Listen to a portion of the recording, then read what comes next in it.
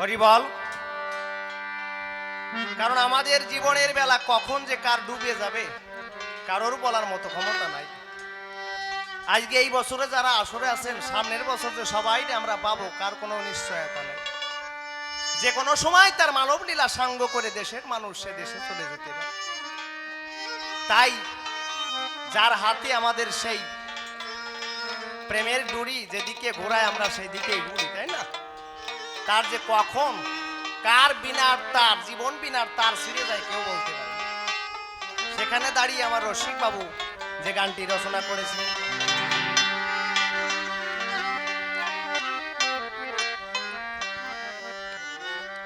হারমোনিয়ামের সাউন্ডটা একটু কম।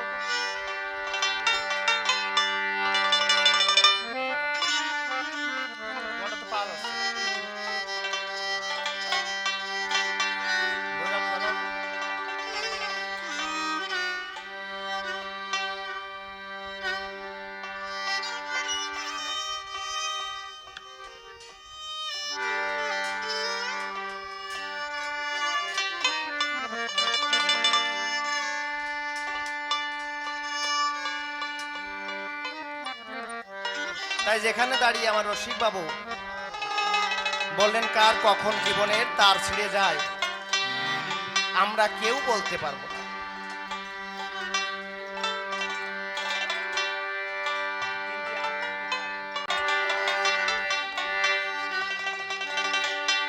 ওরে আমার জীবন বিনাই, আমার জীবন বিনা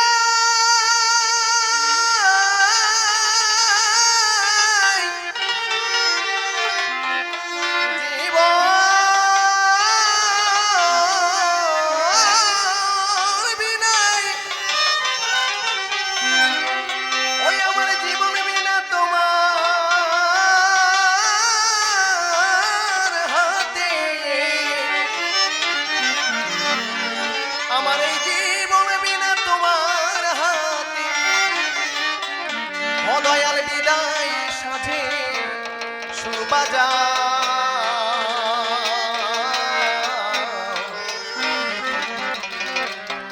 ও দয়াল দিন ফুরালো এবার আমায় পথ দেখা দয়া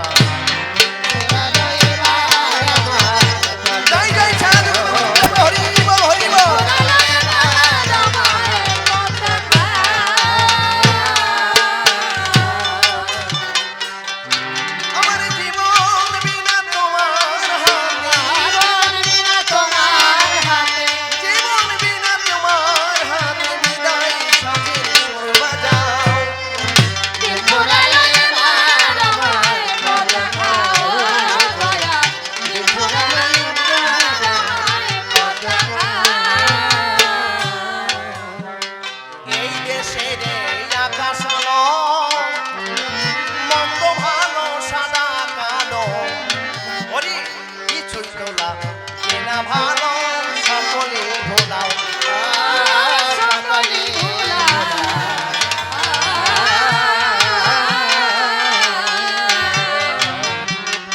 এই দেশের আকাশ আলো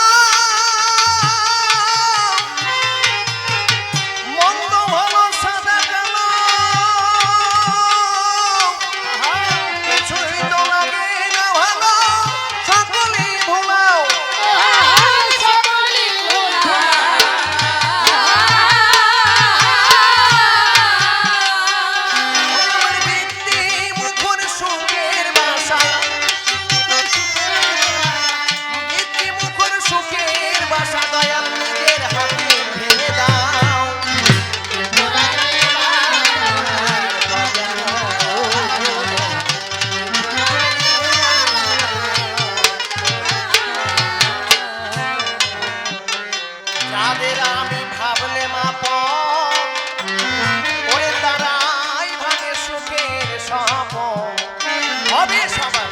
স্বভাব গোপন বুঝলাম না তো তাও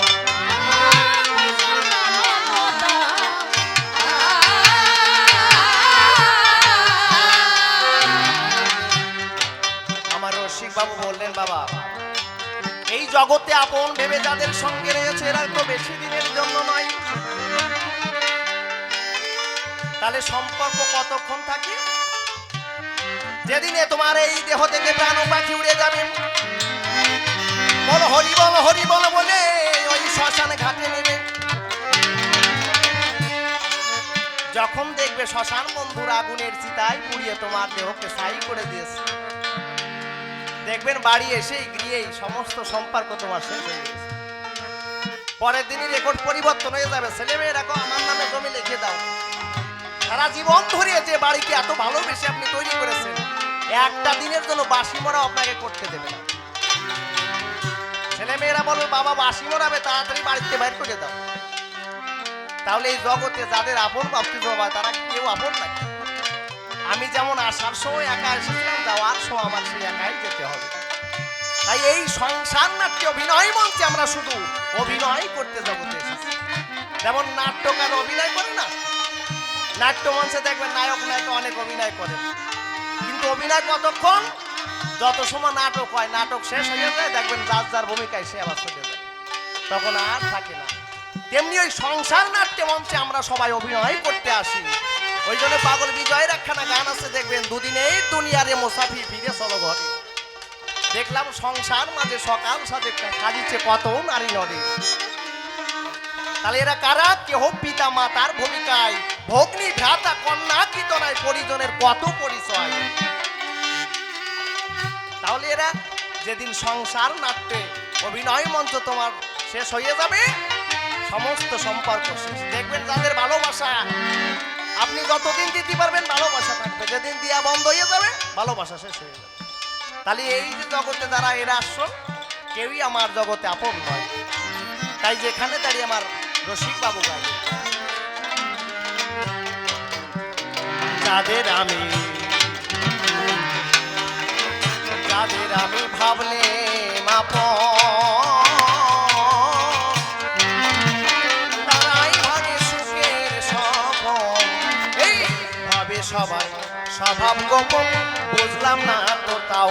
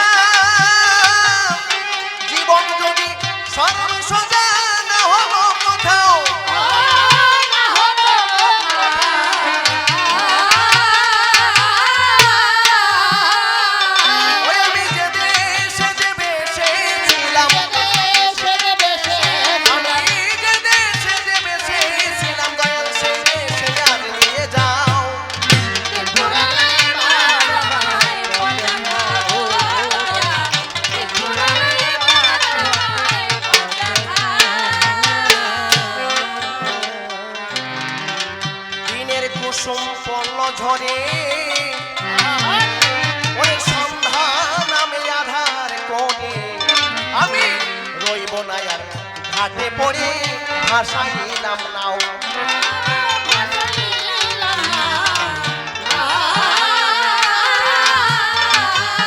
তাই এই জগতে এসেছি বাবা, আমার এমন কর্ম ক্ষমতা বা কর্মপূর্ণ নাই যে পুণ্যের জোরে আমি সেদিন ওই বাবু নদী পার হতে পারবো, তাই না? তাই গোবিন্দের কাছে আমার শেষের নিবেদন, যেদিন আমার এই জীবন নদীর অববাহিকায় ভাটা নেমে আসবে, যেদিন আমার এই মানব লীলা সঙ্গ হবে, যেদিন আমি ওই ভব নদীর পাড়ে গিয়ে দাঁড়াবো, সেদিনই তুমি দীনবন্ধু নিজ হাতে বৈঠা ধরে ভব নদী পার করিয়া দিও। জয় জয় হরিচাঁদ গুরু জয় হরিবল হরিবল হরিবল হরিবল।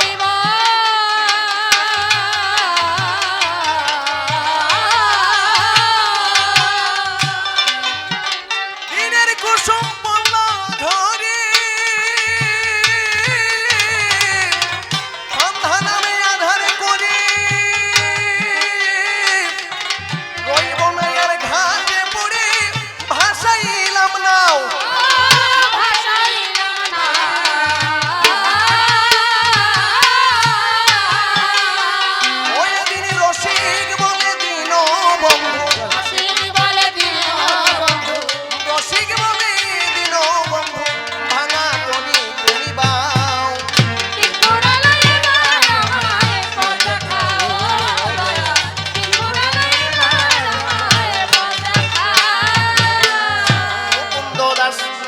ধরে স্বভাবে দাঁড়াই বিপক্ষে আসেন আমার কৃষ্ণদাস গোসাই প্রথমবারে তিনখানি প্রশ্ন দায় করিয়া সে দান একা করে ধরে ধরে সে দিল সমাধান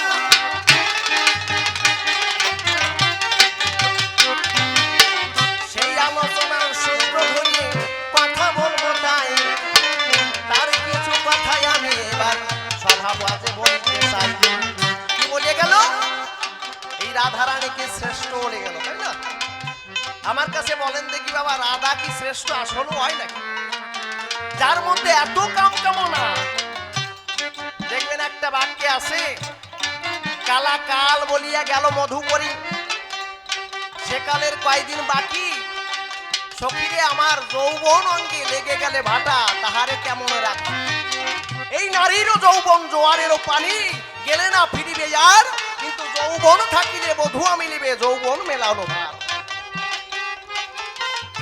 সত্যি যারা নিষ্কাম ভক্ত হয় মাধুর্য জগতের ভক্ত হয় তারা কি কখনো এই কাম কামনার কথা ভাবে না হ্যাঁ যে আমার যৌবন চলে গেলি আমি শ্যাম কালো চাঁদ দেখি আর হ্যাঁ আমার মনে হয় ওর থেকে বাবা যে প্রাণ গোবিন্দকে দুটো চক্ষু দান করেছিল সেই জয়মিনীর ঈশ্বর থেকে অনেক বড় আপনারা বলেন দেখি কয়জন ভক্ত ভগবানের চোখ দান করতে হ্যাঁ চক্ষু মানে জীবনের সমস্ত কিছু জীবনের শুরু থেকে শেষ পর্যন্ত যা দিয়ে দর্শন করে মানুষ আশা সুন্দর করে সেই নয়নও দিয়ে দিল জয়মিনী ঋষি একদিন নারদ মুনি ডাক দিয়ে কয় ও গোবিন্দ আমি তো তোমার সব থেকে বড় ভক্ত হইছি ন্যাংটাইয়ে গিয়ে দাঁড়াইছি বৃন্দাবনের গোপ গোপীগণ ন্যাংটাইয়ে গেছে বলে ওরা নাকি বড় সার্টিফিকেট পাইছে আমারও মনে আছে বাবু ন্যাংটাইয়ে দাঁড়াবো তাহলে তোমার কাছে বড় সার্টিফিকেট পাবো নারদ মুনি গিয়ে বলছে আমার থেকে বড় ভক্ত জগতে নাই গোবিন্দ বলছে ও নারদ তুমি তো সত্যি বড় ভক্ত কিন্তু যদি ভক্ত তুমি কথা নিবা আমার এই চোখে খুব যন্ত্রণা আসছে যদি কোনো একটা ভক্তের চক্ষু পাও তাহলে আমার সেই ভক্তের কাছ থেকে তার চক্ষু আইনিয়ে দিবা নারদ মুনি চলিয়ে গেছে বাবা দাঁড়ে দাঁড়ে যত মুনি ঋষি দেব দেবতা সকলের কাছে চলে গেছে দেব দেবতারা ডাক দিয়ে কয় ও নারদ বাবা আমরা এমন ভক্ত এখনো হতে পারি নাই যে নিজের চক্ষু দান করিয়ে দেব এইভাবে সারা দেশ বিদেশ 30 দেশ ঘুরে কোনো জায়গায় চক্ষু পাইল না হঠাৎ করে দেখতে পাই এক মাঠের মধ্যে গাছতলায় এক সাধু বসে রয়েছে তার মুখে শুধু কৃষ্ণ নামের বলি আর দুই নয়নে কৃষ্ণ নামের প্রেম ধারা বয়ে যাচ্ছে গিয়ে তখন সাধুর কাছে ডাক দিয়ে কয় ও গোসাই তুমি যে কৃষ্ণর বলে কাঁদতিছো তুমি কি জানো সেই কৃষ্ণের চোখে ভীষণ যন্ত্রণা তার একটা চক্ষু লাগবে জয়মিনী ঋষি ডাক দিয়ে কয় কৃষ্ণের চোখে যন্ত্রণা সেই গোবিন্দ তোমাকে চোখ নিতে পাঠাইছে বলছে হয় সারা দেশ বিদেশ ঘুরিয়ে বেড়ালাম কেউ একটু চোখকে দান করলো না গোবিন্দ বলছে তাহলে তুমি এত জায়গা ঘুরিয়ে বেড়ালে আর যে প্রাণ গোবিন্দকে আমি দেখবার তরে জীবন ঘুরিয়ে কান্দি বেড়াই সেই তার আমার নয়ন দিয়ে যদি তার নয়ন ফিরিয়ে পায় এর থেকে বড় পাওয়া আমার জগতে আসে না তখন কি করলো আমার জয়মণি ঋষি নিজে ছুরি ধরিয়ে নিজের একটা চক্ষু বার করে দিল নারদ মুনি চোখ নিয়ে চলে আসছে পিছনতে আবার ডাক দিয়েছে ও নারদ বাবা আমার গোবিন্দের কোন চোখে যন্ত্রণা তা তো আমার জানা নাই বা চোখ দিয়ে দিয়েছে এবার ডান চোখটাও তুলে দিয়েছে বলছে এই চোখটাও নিয়ে যাও তুমি কারণ কোন চোখে যন্ত্রণা আমি তো জানি না দুটো চক্ষু নিয়ে চলে গেছে গেলে প্রাণ গোবিন্দ ভাবে আরে নারদ তুমি কি করেছো বলছে হ্যাঁ গোবিন্দ তোমার চোখে না যন্ত্রণা তাই এক ভক্ত তোমার চক্ষু দান করেছে কৃষ্ণ বলতেছে ও নারদ কে এমন জগতে এমন ভক্ত হয়েছে যে আমার তার নিজের চোখ তুলে আমার দোষে এই চক্ষুর যন্ত্রণা কমানোর জন্য বলছে সে জানি না ওই মাঠের মধ্যে একটা বনে গাছের নিচেই দেখলাম সেই গোসাই বসে রয়েছে তা বলছে নারদ তাহলে তুমি আমার কাছে আমার নিয়ে চলো কারণ সেই ভক্তরে আমি দেখতে পেলে আমার নিজের জীবনও ধন্য হবে কারণ তুমি তো এত বড় ভক্ত ছিলে, তা তুমি তো একটা চক্ষু দান করতে পারতে, তুমি তো বললে যে আমার থেকে বড় ভক্ত জগতে নাই। বলছে গোবিন্দ আমি এত বড়, সত্যি এত বড় ভক্ত হতে পারি নাই। তখন কি করলো আমার প্রাণ গোবিন্দ, চলে গেছে নারদরে নিয়ে। আমার কথা বলে না, নারদরে নিয়ে যখন চলে গেছে, এবার দেখতে পায় দুই চোখ দিয়ে রুধির ধারা, মানে রক্ত ঝরঝর করে দুই চোখ দিয়ে পড়ে যাচ্ছে। গোবিন্দ গিয়ে দেখতে পায়, হাই রে, এমন ভক্ত আমার জগতে দেখা হয় না, তোমার মতো ভক্ত আমি জীবনে দেখি নাই। কারণ কত ভক্তই তো আমার চাই, কিন্তু আমি যে কিছু পাই এটা তো কখনো দেখি নাই। এই নিজে চোখে দর্শন করলাম যে তুমি তোমার দুটো চোখ দান করলি। গিয়ে বলছে তুমি কি? বলছে তুমি যার সাধনা করো, যারে পাবার জন্য কান্না করো, আমি সেই প্রাণ গোবিন্দ এসে তোমার নিজের সম্মুখে দাঁড়াইছে। তা বলছে তুমি কোনো বর চাও, তুমি যে বর চাও আমি তোমার সেই তাই দান করবো। বলছে আমার তো চাবার মতো কিছু নাই, যে আমার এই নয়ন দিয়ে আমার প্রাণ গোবিন্দ দর্শন করবে, এর থেকে আমার বড় পাওয়া আছে। তখন ডাক দিয়ে বলছে যে প্রাণ গোবিন্দ শোনো, তোমার মতো ভক্তর কাছে আমি বাধা থেকে গেলাম, তবুও তুমি একটা বর চাও। বলছে আমি তোমার কাছে এই বরই প্রার্থনা করি, আমি জন্মে জন্মে যতবার এই ধরাধামে আসি, এমন ভাবে যেন তোমার এই গোবিন্দের সেবা করতে পারি। জয় জয় রাধা কৃষ্ণ প্রেমানন্দে, হরি বল হরি বল হরি বল।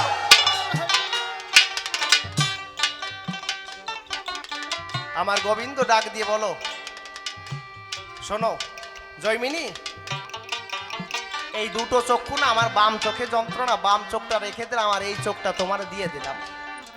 কারণ এই যে চক্ষু দান করলাম, এর পরবর্তী জন্মে, পরবর্তী লীলায় তুমি তখন আসবে, সারা জগৎবাসী দেখবে তোমার একটা চোখ অন্ধ। যে চোখটা তোমাকে দিলাম, এই চোখটা দিয়ে তুমি এই বিশ্ববাসীকে দর্শন করতে পারবা। আর কি, আর এক যে চোখটা তোমাকে দিলাম না, এই চোখটা দিয়ে তুমি সারা জীবন ধরে এই রাধা কৃষ্ণের লীলা দর্শন করতে পারবে।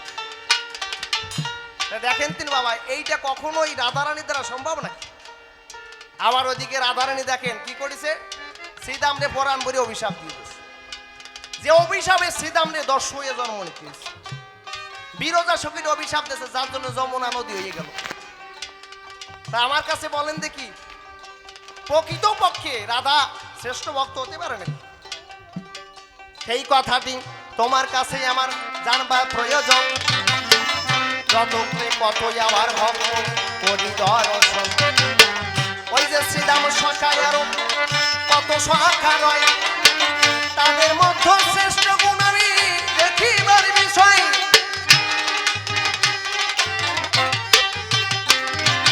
ওই যে সুদামাই আবার তার কথা বলিবারে চাই, নিজে না খেয়ে আবার আহার জোগাই।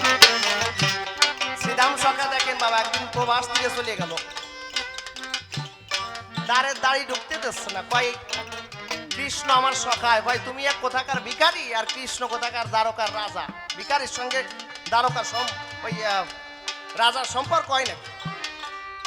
যখন ঢুকতে দিল না, কিন্তু ওর মনে আছে ভাবো যেমন করেই হোক আমি গোবিন্দের সঙ্গে দেখা করে যাব। বাল্যকালের বন্ধু ভাবছি যে ভুলিয়ে গেছে হয়তো। যখন ঢুকতে দিল না, জোর করে ঢুকতে গেল, তখন দাড়ি ধরিয়ে বেত্র ধরিয়ে কারে সুদামারে মারলো, ব্যথা পেল, কিন্তু কিছু বললো না। আমার রাধারানী দেখেন, ওই যে বললাম শ্রীদামরা অভিশাপ দিল, কিন্তু শ্রীদাম সুদামা এরা কিন্তু নিষ্কাম ভক্ত হয়, প্রকৃত ভক্ত, যারা জীবনে যত ব্যথাই পাক কখনো কারোর অভিশাপও দিনে কিছু দেয়নি। তাই সেই দিক থেকে বিচার করতে গেলে আমার মনে হয় এরাই বাবা শ্রেষ্ঠ ভক্ত হয়, তাই না? কারণ এই যে রাধা রাধা করতে, রাধা কিনা, রাধা তো বাবা যে আরাধিকা থেকে রাধিকা সৃষ্টি হয়, তাই না? তাহলে আরাধিকা কারা? যারা কৃষ্ণের আরাধনা করে, তাহলে সে শ্রেষ্ঠ ভক্ত হতে পারে। তা আমার মনে হয় তুমি যে রাধার নাম উল্লেখ করে, সেই রাধা প্রকৃত ভক্ত না। কি সেই কথাটি তোমার কাছে আমি বলিবারে চাই, বসে বসে শোনো এবার যত সহজে চাই। শ্রীরাম তখন ঢুকতে দিল, যখন কি করলো, জোর করে ঢুকতে গেল, আঘাতে পড়ে গেল। যখন এইবার ওই ভক্তের অঙ্গে আঘাত লাগছে, কৃষ্ণ সিংহাসন নড়ে গেছে। কৃষ্ণ লাফায় উঠছে, কয় আমার কে যেন আমার ভক্তের অঙ্গে আঘাত করেছে। এবার উঠে এসে দেখতে পায় দাড়ি সুদামারে মারতেছে, প্রহার করছে, দাড়িকে অভিশাপ দিতে গেছে, যোকে মৃত্যুদণ্ড দান করব। কিন্তু সুদামা ডাক দিয়ে বলে, না গোবিন্দ, সে আঘাত ভালো যে আঘাত তো তোমারে পাওয়া যায়। কারণ ওই দাড়ি যদি আঘাত না করতো তাহলে তোমার ওই মনে গিয়ে আঘাতও পেতো না, তুমি আর কখনো আমার দেখতে আসতে না। তাহলে ওই দাড়ি হলো আমার পরম বান্ধব। দেখেন এরা এইগুলো আছে প্রকৃত নিষ্কাম ভক্ত। তাই তো তোমার কাছে এবার আমার জানিবার বিষয়, রাধারানী কোন দিক থেকে যাওয়ার শ্রেষ্ঠ বর্ণে হয়। কৃষ্ণদাস গুরু তুমি এবার সভাতে বলিবেন, তোমার কথা শুনিবেন যত আছে ভক্ত সবে।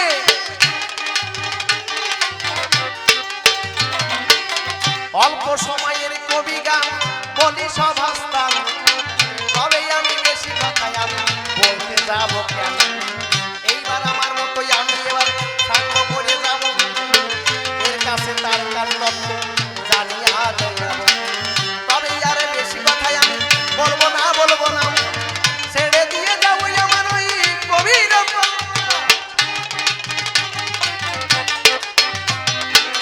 দেখিয়ে সে কৃষ্ণদাস আবার কোন কোন কথা কয়, কোন কোন ভাবের ভাবনার আসে বোঝাইয়ে দেয়। আমি কেন তারে আবার এইবার বলতে যাব বেশি, বেশি বললে সে হয়তো আবার হইবে অখুশি। তাই তো এ অন্তরে আমি করলাম বিবেচনা, আর তাহারে বেশি কথাই বলিতে যাব না। সেজন্য সে দেখি এবার কোন কোন কথা বলে, কোন কোন ভাবের ভাবনার আসে বোঝাই সভা তলে। যাক তবে বেশি কথাই আমি বলবো না, ছেড়ে দিয়ে যাবো আমার কবির করবো না। যাক তবে বেশি কথা বলবো কি কারণ, আমার মতোই আমি এবার করি সম্বরণ। এরপরে কৃষ্ণদাস সভাতে আসিবে, তাহার মনের কথাগুলো বোঝাইয়ে বলিবে। দেখি এসে কোন ভাবে সে কোন কথা কয়, আর কোন ভাবের ভাবতত্ত্ব বোঝাইয়ে দেয়। আমি কেন তারে এবার বলতে যাব বেশি, বেশি বললে সে হয়তো হবে খুশি। তাই তো ওই অন্তরে করি বিবেচনা, আর তাহারই বেশি কথা বলিতে যাব না। এদিকে তার চন্দ্রা ভক্তগণ এবার বন্দনা করে যায় সবার চরণ।